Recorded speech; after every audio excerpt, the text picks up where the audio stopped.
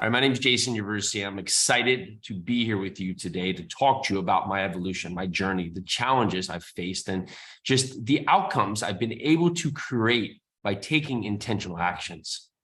So I'm going to talk to you about my journey, my story. I'm going to talk to you about some of the feelings that I've had and how I've made decisions to change where I was going. And it hasn't been perfect. And this conversation today is a real talk that I'm going to be talking with you, that we can get a back and forth to understand how we all can collectively grow to be better together. So as we talk today, there's going to be a lot shared. And for each of you, it may resonate in a different way because each of you are in different parts of your life where you need different things. So as you hear this story, I want you to take it in for the moment it is and understand that we are just on the beginning of the journey that's in front of us. So I want to take you back to 2008 as I stood on the West Side Highway of New York City. I was angry, I was confused, I was lost, I was all the things trying to figure out my life. And I just didn't know what step to take to get me out of the position I was in. And as my friends rode down the West Side Highway, I decided to jump on my bike and head right across Manhattan. I threw my headphones in, listening to angry music as I just stormed across. And I can remember the hot air that was faced upon me as I just continued to go. And it was as if it was this magical moment that every time I got to a light just magically turned green. And that led me to pedaling faster and faster. And at this time I was riding this fixed gear bike, which only had one directional pedals. I was using these for the triathlons I was doing. And I was in almost this cult of a bike gang that loved to do these fixed gear bikes. And I continued to pedal harder and pedal faster as my anger grew and grew and grew. And as the light turned green, I headed down 2nd Avenue. I made and tiered to the right. And I was heading down there. All I could catch was this light that came out of the side of my eye. And next thing I know, I turned right into it as I smacked against the windshield. And I remember myself just flying through the air. And at these moments, we have these seconds where things happen. And then it seems like everything stops. And as I flew through the air and I came to a screeching halt, as my skin just skied onto the hot pavement, everything went black. And as I thought about it here, 3 days earlier, I had come to the conclusion that every dollar I had was now lost. I had, working as a bartender, accumulated a lot of tips, over $100,000. And if you have ever worked at a bar, pretty much you hand out a beer and you get $1 back. And at that moment, I had accumulated over $100,000. So you can imagine how many different drinks I had served to get to this point where I had taken all this cash and I had put it into shoe boxes. And because I was living in New York City with different roommates who some I knew better than others, I decided to store this in a place I thought was safe. And as I came back to get to this money in the shoebox that night, I found that that money was gone. And I found that it was taken by the people that I thought that I had trusted. Now, it turns out they weren't trying to steal from me, but they were in their own hard moments. They were in their own hard times, and they had actually left all these IOUs that they were to make good on, that they were going to make me back, but then they had no way or know how or know anything to figure out how to do that themselves.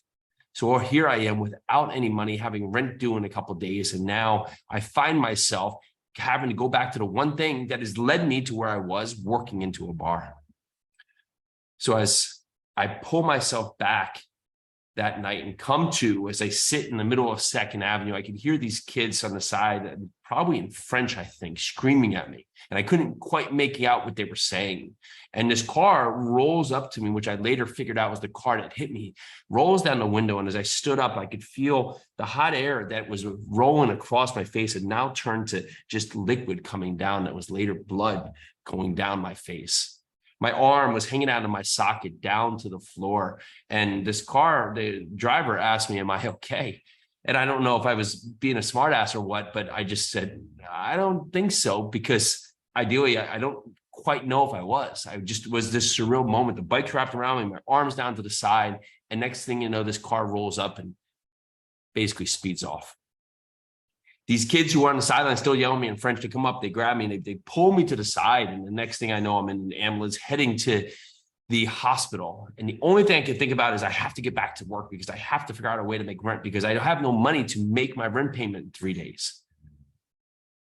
So that night, I find my way to talk myself, to get myself pulled back together. They put my wrist back together. It's now in a cast. They now pop my shoulder back and I get stitches in my chin. I get stitches in the back of my head. And somehow I find myself out of the hospital that next morning, heading back to my house. Now, my girlfriend had been away on work. And as she came home, I ended up finding myself a way to get back to work that night. When she came home, she went out with friends on this drunk escapade. And she comes home that night after I come home from work late and just ends up finding me that I had made this choice to go back to work. This job that she felt had led me to some of this anger in me, ends up slamming a book against my head. And that was the epitome of just being at bottom, having no money, having a girlfriend who was so angry at me, feeling my whole body ripped apart. And now I'm stuck with a decision. I made a decision that I was going to change. Now, I did what was logical. I grabbed my big old bulldog and ended up walking out into the night. Now, I wish I could sit here today and say, well, that was the magical moment. The next week I changed. I did all these things. I started meditating and doing yoga, and here I am today. But in reality, I was in the same place I had been a couple of days ago. I was lost. I was just uncertain on a path forward. I just knew I needed to do something else. And I wasn't living to the hundreds for which I knew there was one out there to be. So as I stood there thinking, I walked out to the night, and all I did was take my trusted dog with me. And that was my first step out there to say that I didn't know how to make this happen, but I was going to find a way to get myself to a better place. And that's where I discovered the Ekato principle. See, Ekato means 100 in Greek. And to me, there's so many different ways that we can live to 100. Live to 100, to be 100 in our day, in our lives, in our finances, in our family, in our future, in our faith, in our fitness.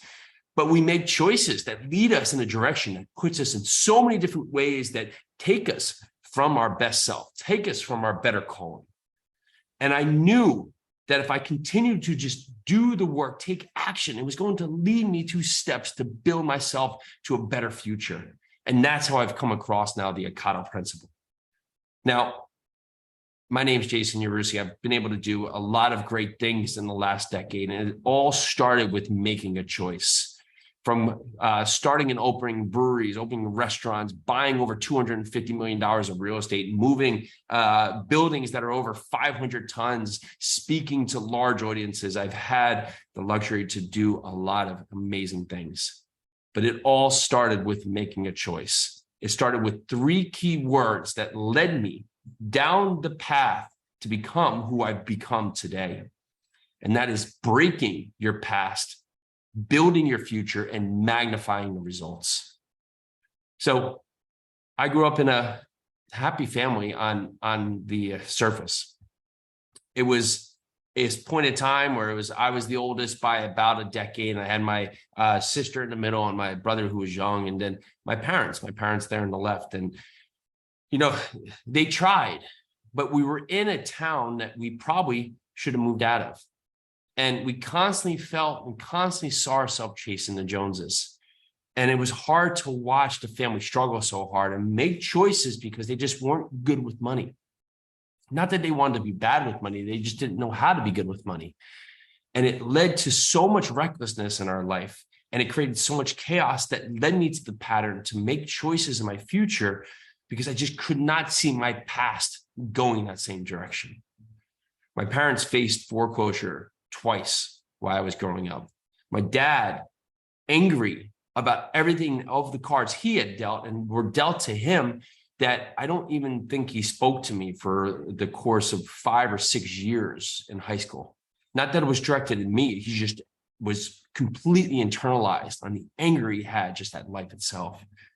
Couple that, they saw that anybody with money were these words they termed prima donnas, that they had done something awful. They must have done something bad to be able to be rich, because you can't be a good person and be rich. You can't have money and be a good person, because anybody who has money has taken advantage of somebody else, taken advantage of the lowly working class. And ideally, that can set a lot into a young kid. That can set a lot into someone's mind, into someone's attitude, because we get stuck believing, right, the habits that you have today become your tomorrow. And when things like this are ingrained with you as a young kid, you learn that you should be poor. You learn that you shouldn't have any money, or you should struggle or struggle. It has to be hard. It has to be difficult. It can't be a way. You can't have money because you're not destined to be money. That's only people out there that have it rich. And these things kept being instilled and installed to me as I was growing up. And at that time, I was still trying to figure it out in my own life. At 13, I was here with these friends, and I could just already feel myself being reclusive, pulling back. I was losing my identity. I just didn't know how to fit in. I was shy. I was just in a point of life where I just, as a young kid, couldn't figure it out like most. But what allowed me to really break through was that I met a girl. 13 years old, I met this girl, and it was magical. It was that one moment that I felt like I could talk to someone and someone was listening to me at the same time. And with this, it gave me a start of confidence. You're starting to see something else, that there could be good in the world, could be things that could really allow me to have a future. And then, to be honest, things got interesting. At 13, my best friend gets killed in a boat accident. He's out there swimming in a lake, and his cousin took the boat from the dad, and the boat actually got out of control and hit my friend, and he was killed instantly as he sunk down to the bottom of this lake. And when I was 14, a really good friend of mine, he decided to take a shotgun to his head. And when I was 15, my friend on the football team just got a little bit out of control with some drugs and alcohol, and they got in a car and they drove himself through a tree. Remember, I'm a young kid. I'm in a town that's a good town, and you don't see these things a lot. And these things start happening in recession, repetitive, and it just almost becomes, to me, is this commonplace. And I can remember myself just trying to figure so many things out and not knowing that there was really no answer. And as I continued to go, I can remember being in my backyard, and my parents, as they had struggled with money for so long, they had this addition that they started, and the addition had gone on for a decade. My house was on this slope. So as you drove down the driveway, you actually could come around to the garage in the back, and above it were two doors, which was eventually going to be a porch. However, because we just didn't have the money, there was just two French doors and no porch. And so if you just open those doors up, you would actually just walk out into no man's land and fall off. Well, I'm out there playing basketball, just something I'd love to do. I'd love to get out there just playing basketball. It was my peace. And I had my friend Quentin. He was inside grabbing a drink, and next thing I know, he opens his door and he had this lips. He goes, "Woo, woo, you have to," because everyone called me Woo or Roo, like Yaru. Yeah, come inside, come inside. So just not thinking of anything, I just go inside. And my mom, she just can't talk to me, and I can't quite grasp what's going on. And she makes me sit in this chair for which feels like forever. And as I sit in this chair, in 20, 30, it could have been an hour, this lady comes over, and she's actually the minister from the church. And she sits me down and she says that Alicia, my girlfriend, who has now been 4 years, was killed in a car accident. And I remember every last moment of emotion I had being lost. And it was just this time that I just couldn't fathom that this had happened again. And especially this person who was allowing me to open up was now gone. But was she gone? Was she not gone? And as I just sat there trying to figure it out, I found myself the next morning waking up on the living room floor because I just had not gone anywhere, because I could just completely paralyzed in what had happened. And as I think there and I look at how it was, I remember sitting in this funeral thinking I should cry, because that's what you're supposed to do at funerals. You're supposed to cry. And I couldn't, because I just didn't know how to have these emotions. And my father had ingrained in me that you can't have emotions. And I didn't know how to talk, and I didn't know what was to be. And my reaction was to just internalize everything. And as you react, I mean, this is who you become. You react based on the actions here that have happened. However, your reactions become you. And what had basically been instilled in me is that you don't show emotion. I didn't know how to show emotion. And so it got lost inside of me, as if I had put my emotions in a bottle and had gone out to sea to never be seen again. And for the next decade or two, I didn't know how to have emotions. I felt that anything good to me, given to me, was going to be taken away because just that's what had happened. And I sunk down. I took myself away from my 100. Instead of going to excel, I had straight A's in school. I was applying for junior colleges or community schools. I didn't think I was worth anything. I became even more reclusive from my friends. I was getting myself into relationships that didn't serve me because they put myself into a poor states, and I lost my way.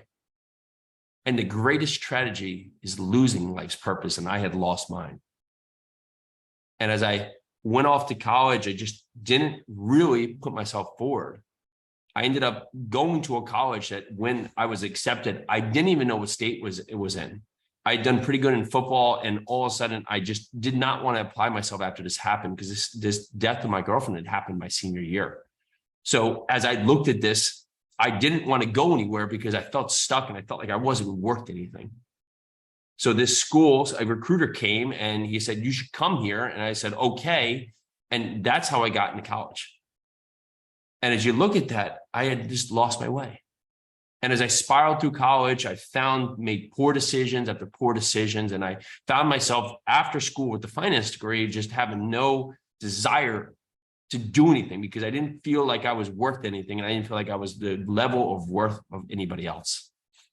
So I found myself into a bar, and I found myself into doing random gigs. I somehow ended up in magazines, just doing things that were just completely out of the norm because it was whatever was in front of me. I would just do something, but it was never really instilled in me that this is what I wanted to do. It had no purpose. And as I continued to find my path forward, I found that I was becoming my choices. And everything I surrounded with that I knew that I wasn't happy about was actually because I had made poor choices. So as I went back to that bar back in 2008, after having that accident and knowing, I started becoming intentional. I said, you know what? I'm not where I want to be. But the truth is, that's okay. Who here isn't somewhere that you want to be today? Can you give me a yeah, Roof? It's out there, and it's okay.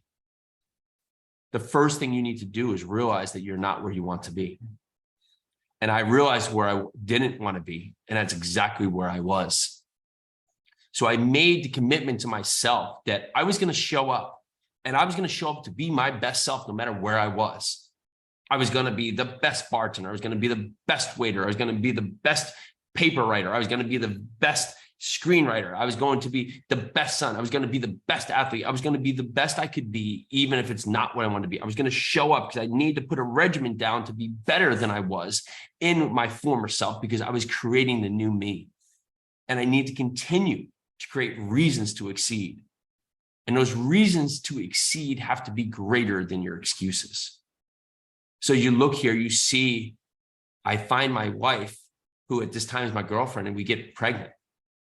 And as you look at this, that's a magical, magical, magical reason to want to exceed and get rid of your excuses.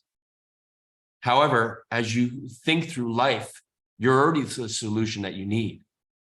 We go through all these get quick, rich, get fit, quick, all these different things that we want to happen so quick, so fast. And we're looking for every answer, everything, buy this program, do this, do that. We're looking for all these different things, but you have everything you need inside of you right now. We just have to take down, dig down, and take action. So as you go forward and you look at what you can become, you have to ask yourself what's stopping you. And when I stopped myself from stopping me, I went out there and I started to do creative things. I made a commercial. I made a short film. I ended up starting a brewery out of a little machine shop out in Long Island. I started to do very interesting construction projects. Why? Because instead of saying, how can I said, well, how can I, right? Because I have to start doing something. I have to live outside of what I was. I have to get away from me. I have to break what I was to become what I'm meant to be. And for me, I knew that the only way there was to put my head down and do the work. I had to do the work today because I didn't know where that was going to go, but I did know that if I stayed doing the exact same thing I've been doing, that I was going to be lost being the person that I didn't want to be. So as I moved forward into my life and I stopped fearing where I was going. So many of us, we fear our greatness. We can't stand to think about our greatness because we're so scared of it, because what could be? Well, it could be something magical, but the comfort of being exactly where we don't want to be, being exactly where we just can't stand to be, feels safer. So we end up putting ourselves closer to feeling safe instead of stretching our comfort zone to be great. So as you move yourself along, understand that the greatness is already there for you. It's within you. We just have to choose to be. Like the Mandalorian says, this is the way. When you think that this is the way because there is no other option, then you know that you are going this direction. Now, I'm not here to tell you today that this road is going to be this magical straight path. It's not. My path has not been straight. I've had every detour along the way, but I did know that if I took action, if I took a step, if I started to move, I would figure out better questions to get myself to better answers. I wouldn't be stuck in this direction here where everything in front of me I thought was the answer. Because each point in life, we're always trying to figure out the magical, perfect piece of the puzzle. But you understand that the second you start, that's where the journey begins. And as you sit there on the sideline thinking about when to get started, you have to understand that you are your own adversary. There's no one else holding you back. It's you versus you. It's your mind versus you. You wake up each and every day understanding that it's you versus you. And when you can get out of your own way, then things can really happen. And this doesn't just happen one time. Each and every day, I have to go to battle with myself, to get up. I have to reinvent. I have to start over, to do it again, to build myself to that higher place. And for me, I started creating alter egos. I created Buddy Lee, the Lee Dungaree's little mascot, right? He's just a man of action. So I became a man of action. I said, okay, if this little statue can have the man of action, why can't I be the man of action? Because I needed to build who I wanted to become. I couldn't no longer sit back and say, okay, if I just wait, it's going to come to me, because I had already tried that. How many of us in here have tried to just let things happen and wish for a better day? Let me get a yeah, Rue. Because I sure have. I've been waiting for greatness to come upon me. I've been waiting for greatness to fall upon me. And guess what? It doesn't come because I haven't put in the work. So as I started putting in this work, I started building who I was going to become. I started doing things that were going to stretch my comfort zone. I started running every day. I started running more and more and getting up each and every day, whether I felt like it or not, and doing it. Then I started doing races that were marathon style races, or doing other races that were getting further than that, ultra marathons, because I had to challenge myself. I had to beat myself. I had to win against myself. And the way to do that was getting out there and being disciplined and intentional to my actions. And then I started to earn things that maybe were in front of me all along. My wife, now Peely, we ended up finding each other early in about 2010, 2011. Now, we had known each other since 2003, but we had both been in past of just bad decisions and bad relationships. And I had found that I had constantly put myself in this repetitive cycle of just choosing to put myself in something that I thought was worth me, but it was actually beneath me, because at that moment, that's how I felt. I felt the bottom. So I put myself around other people that felt like the bottom, because that's where I felt like I belonged. And Peely felt that same way, until one day we looked at each other and we made the choice that we were both going to try something new. And it was a scary moment. She was leaving a relationship she had been in for almost a decade and a half. I was leaving another failed relationship. And for once, I just almost couldn't imagine this, because she was magical. She was kind. She smiled. She was everything that I could ever imagine. And to me, she's my Hawaiian goddess. And I looked at this and I said, this couldn't be true. Because every time something like this had happened, something had been taken away from me just like it had before. And I just couldn't put myself to go to bed because I was worried that if I wake up, it was going to be a dream and something bad is going to happen. But this time had been different because I had allowed myself to take action and commit and understand that if I didn't take this chance, I would never have the opportunity to find my happiness and find what I had. Couple of this is Bulldog Jack here, who I had walked out the night for. Actually, when Peely came over, he peed on her jacket the first time we dated. So he had already claimed her. So at this part, I always felt like it was just rightly due that we were going to end up together. But all in all, you have to be accountable to you. Each and every day, we want others to be accountable to us. And I felt that if I was going to be the best in this relationship with Peely, that I needed to be accountable to me. I couldn't expect of her. I couldn't expect of others. I mean, so many times we say, oh, this person didn't do this, when in fact, we didn't get up on time. We were late for work. We didn't do our best at our assignments. We didn't excel in our workouts, but we expect so much of others to be accountable to us when we're not even accountable to ourselves. And I understood that at this moment, if I was going to come to have the greatness that could be in front of me, that I had to start being accountable to myself. I started getting up at 4:32 a.m., 4, 3, 2, 1, go, because I need to get up and set the narrative each and every day that today is a day to win. Now, was it always perfect? No, but I did it. And the next day it wasn't perfect. I got up the next day and made it perfect because that was what needed to get done. I started to do other things to bring more wealth into my life, bring more exposure. Peely and I started a podcast talking about real estate because we understood that the path we're on, doing jobs that were just giving us $1 for our actions, was not going to allow us to manifest our time back. We had a goal in mind that we were building a young family and we didn't want our time taken away like it had from both of our families. Her father worked very long hours, worked triple shifts at times. My dad was gone and rarely saw him during high school. They were never around. And we committed that this was not going to be the same journey ahead for our family. But with that, if we were going to do the same things, if we were going to follow the same habits, then in fact, it would be the same destination. So we had to try new things. And with that came real estate. And we welcomed each day as a new challenge. We didn't know what real estate meant. It was this magical term. Let's go do real estate. If you watch TV shows, you're flipping houses. We started doing things like called wholesaling and doing short-term rentals on Airbnb, working in the construction that was my dad's business. We started doing all these tasks. And just as things started to go great, started to get traction, everything hit the fan. My parents got sued. I was into the company. A house collapsed that my family construction business was working on.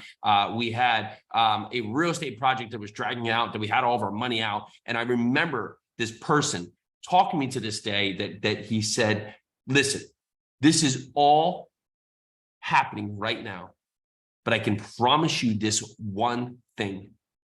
This too shall pass. And so all I could picture in my mind was Gandalf saying, this too shall pass.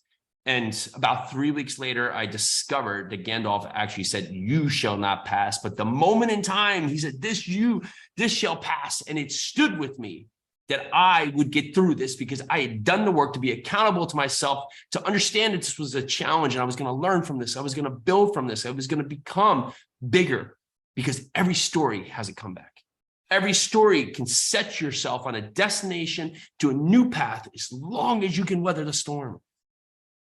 Each of us, we give up so easily because the first time something happens, we say, oh, it must not be for us. But that's where the stories are made. That's where the movies are made. That's where we create our best self. That's how we can live to Ekato.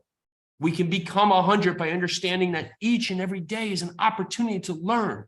Each and every day is an opportunity to be our best self. And as we think about it, imagine it was 75 and sunny every day. Doesn't that sound good? Well, if it was, we would never appreciate it. We would never take it in to say, this is such a great day, because we would just assume this is commonplace. So in those rainy, cold days, on those days that it's tough to get outside, where it's icy, where it's just miserable, we learn to appreciate those days, because when it becomes 75 and sunny, it feels that much better. And that is how you have to go through life. You have to understand that life is handled each and every day, one moment at a time, taking for what it is, instead of asking for others, saying, I can't wait for what's ahead of me because I know greatness is on the other side. And with that, I started making big choices. I started instilling into my family that we're going to do affirmation every day. I was going to teach these kids to live their best life, to take moments of time to appreciate what's in front of them, appreciate what they have. And we grew our family, and I continued to do hard things to set the path for them, that I was going to live Ekato, because that's what this family is meant to be. And that is what's out there for you here in this audience. So as you think about yourself today, you understand that the moment of time is now. The moment of time is for you to capture, and you are not going to understand the perfect path. Here's me running 100 miles. Now, this was not me saying, I'm just going to run 100 miles and go and do it. I said to myself, I don't know how to train for a 100-mile race. So I am going to do consecutively 150 days, 6 miles a day, every single day in the morning, no matter what. Blisters on my feet, good. Don't have, have a cold. Well, what's next? It's rainy outside, perfect. Not feeling well, okay, let's go. Every single day I was going to put in the work, because I understood that if I put in the work, it was going to put me in a place to be in the right mindset. They say it's a 100-mile race is built 50 miles running with your legs, 50 miles running with your mind. And I knew that I wasn't going to understand how to feel 100 miles because I had never done this before. And doesn't that speak to life in so many ways? How many things have you not done before? So you scare yourself away from this ledge. You scare yourself back from the ledge because you say the worst thing can happen, right? If I start running 100 miles, by mile 36, my feet fall off. If I start trying to take this risk, it's like I'm stepping outside of a 10-story building and there's no net. But I learned that if I could get out and just take one step, if I could just get out and let me just start running. And after 6 miles, I was at an aid station. I said, okay, I've done that before. I've run 6 miles. Okay, let me see if I can do another 6 miles. Well, let me see if I can do another 6 miles.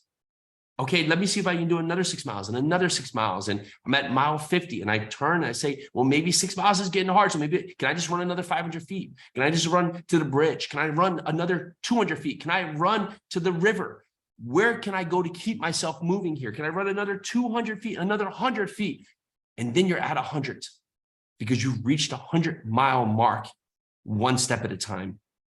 And if you could think about doing your goals, doing your path forward in this way, doing your path forward in so many different ways where you just take a step and then say, can I just get here? Then what's next? Instead of looking at the goal and understanding, oh, I'm so scared of the goal, so I won't even start the journey. We spend all our time in the journey. By the time we get to the goal, we've built so much. The goal is now in hindsight. So what if you could start today? What if you could start today to build upon who you are? So that's what I started doing. In 2020, I ran 2,500 miles. I ran 18 marathons in a month. I started to do 50-mile races, 37-mile races, 100-mile races because I said I would. And it started to magnify me as a person. It started magnifying me and my personal relationship with my wife, with me being a father to my kids, exponentially growing my income, allowing me to be committed to the path because I had made the choice to live Ekato, to live to 100, to live 100. I had broken my past. I'm building my future and continuing to build my future. And as I get there, I'm magnifying my results. And what happens? Your ceiling that was keeping you from where you are now becomes your floor. Because there's no longer stopping you from the greatness ahead of you, the greatness within you, and the greatness that's set on into your future. So as you seek today to do big things and you look at yourself, you say, well, why not me? Why not you? Why can't it be you? Why can't you take those steps forward to live your best life? Because the results are built on the standards you demand.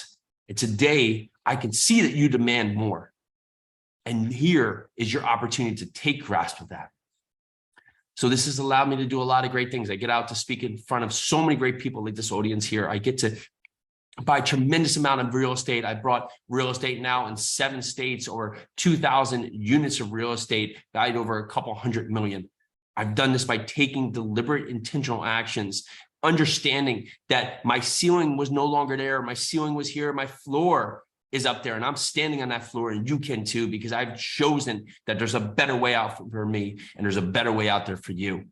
And as we sit here today thinking about everything we have and what I don't have, well, life has given you all that you need, all that you want, all that's meant for you.